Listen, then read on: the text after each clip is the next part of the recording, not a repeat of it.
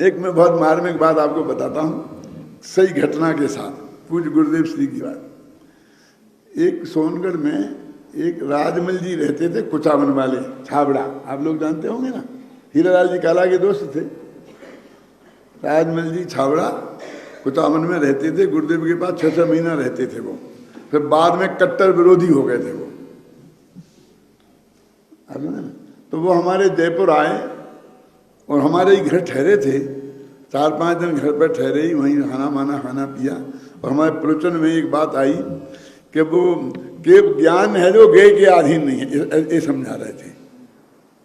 ख्याल में आई ना कि ज्ञान गे के कारण ज्ञान नहीं होता। तो उनने उस वक्त में कहा कि केवल ज्ञान में कितने जानता है कि जितना विश्व है, विश्व का कोई भी द्रव्य, कोई भी गुण और कोई भी पदार्थ उससे जाने बिना नहीं रह सकता, इतना उस ज्ञान का विकास है।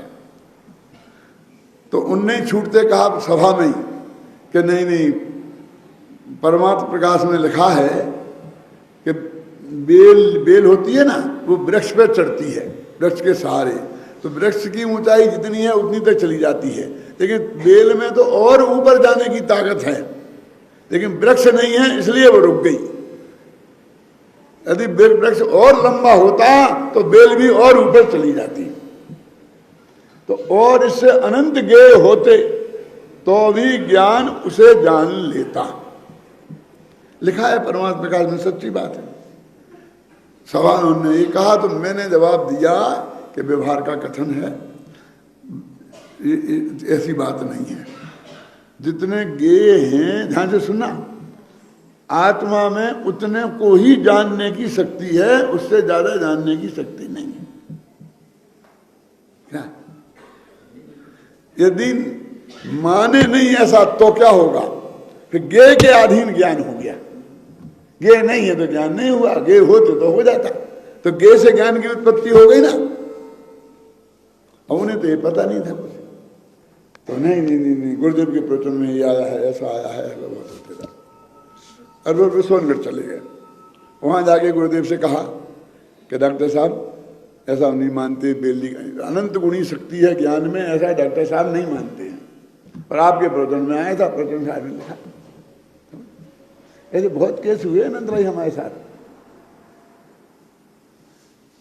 तो गुरुदेव ने कहा कि चुप रहो, 15 दिन बाद डॉक्टर साहब आने वाले हैं, तब अपन बात कर लेंगे। उन्हें चुप कर दिया। वहां तब हम गए तो जाते ही ये प्रश्न है। मैंने गुरुदेव को बताया कि भाई ये प्रकरण चल रहा था कि यदि हम ये मानते हैं कि इसमें अनंत को जानने की ताकत है, तो फिर केवल ज्ञान गुण की पूर्ण विकसित पर्याय नहीं कहलाएगी। समझ में आया? फिर वो ज्ञान की पूर्ण विकसित पर्याय है कि नहीं है? वो तो एक कल्पना की, यदि ऐसा होता तो ऐसा होता। बोलो, धर्मास्तिकाया भावात, जीव में तो अलोकाकाश में भी जाने की ताकत थी। यदि वहां धर्मास्तिकाय होता तो चला जाता, तो धर्मास्तिकाय नहीं है इसलिए नहीं गया। ये भी लिखा ना तत्वा सूत्र में। लेकिन व्यवहार का कथन है ना, अरे इस जीव में लोकाग्र तक जाने की ही शक्ति है, अन्यथा वो गेय के उसके धर्म द्रव्य के अधीन हो गया। गुरुदेव का शांत बिल्कुल ठीक है, बिल्कुल ठीक है। वो बहुत स्थूल कथन है परमात्मा प्रकाश का, और तत्व ज्ञान उससे बहुत सूक्ष्म है। कोई भी जो स्वभाव पर्याय है पूर्ण विकसित सिद्ध दशा में, वो सब भी अधूरी नहीं रही है। और इससे तो ऐसा लगता है जैसे अधूरी रह गई है कि हम तो साहब बहुत काम कर देते, लेकिन अब क्या करें, काम ही नहीं रहा, खत्म हो गया। क्यों? श्रोता नहीं है इसलिए मैं प्रवचन नहीं कर सकता। क्या श्रोताओं के अधीन पर मेरा प्रवचन करना है? इस द्रव्य की स्वतंत्रता, मन एक द्रव्य दूसरे द्रव्य के अधीन है ही नहीं रंच मात्र।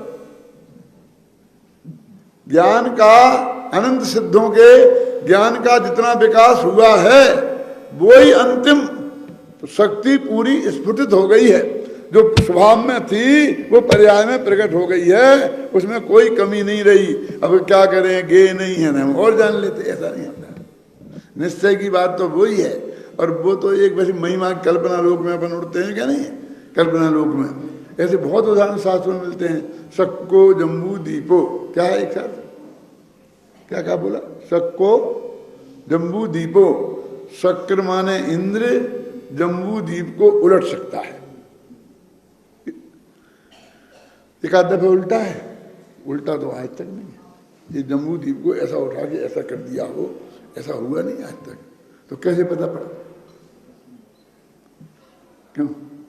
अरे वो तो उसकी शक्ति का माप बताया है, वो उल्टेगा ऐसा संभव ही नहीं है, कभी नहीं उल्टेगा। क्यों?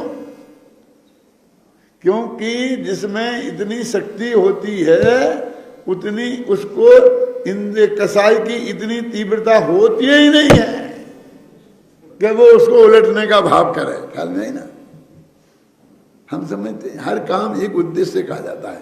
मालूम, इंद्र की गति बताने के लिए ये तो शक्ति बताई, क्या कैसी, चाहे तो जम्बूदीप को उलट दे, लेकिन चाहेगा कभी नहीं। अब दूसरा उदाहरण देखिए, गति, गति का उदाहरण सुना कि अपन ऐसी ताली पीट बजा रहे ना, नाच रहे, ताल बजा रहे, तो सौधर्म इंद्र भी अपने साथ ताली बजा रहा है। अब अपना हाथ यहां तक गया और फिर लौट के यहां तक आया, इतने समय में 3 लोक में जितने अकीर्तम चैत्यालय हैं उनकी वंदना करके वो वापस आए और ताल में ताल मिला सकता है। इस हाथ में लगा है, क्या क्या क्या समझ में है ना, ऐसा हाथ हुआ और यहां तक आया, लौट के, इतने में वो 3 लोग या कीर्तन चैत्यालय की वंदना की। तो भाई बनना इतनी 1 सेकंड देखता ही नहीं होगा कहीं, ऐसे हम शंकर जी की गई 2 घंटे में दौड़ दौड़ के नमस्ते ठोक ठाक के लाट के आ गए।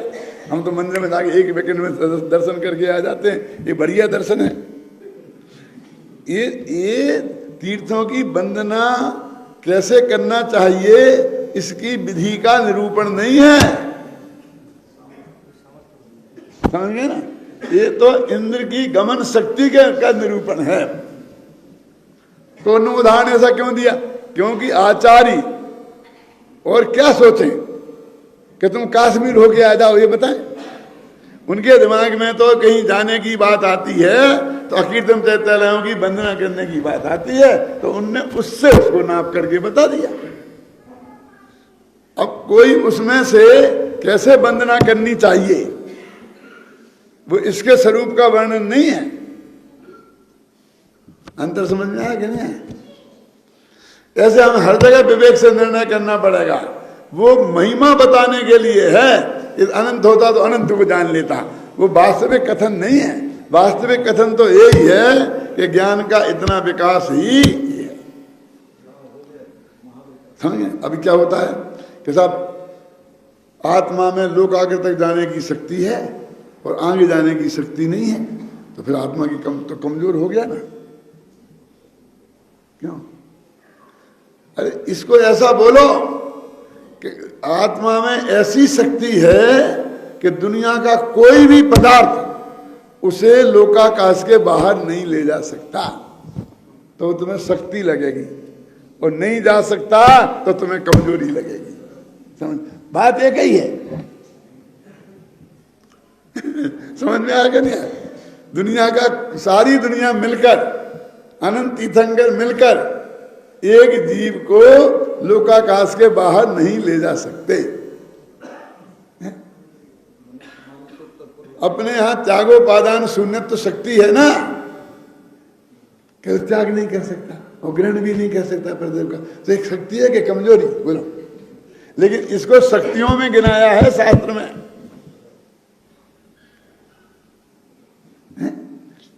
हम भगवान आत्मा किसी पर पदार्थ को ग्रहण नहीं कर सकता और किसी पर पदार्थ को त्याग नहीं सकता, ऐसी त्यागोपादान शून्यत्व की शक्ति है।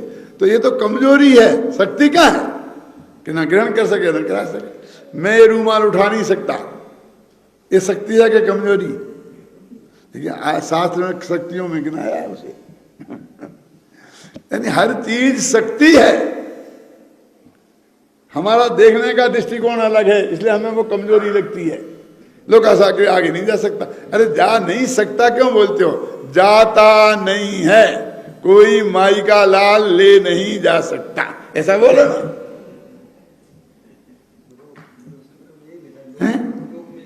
हाँ, लोक का द्रव्य लोक में रहेगा,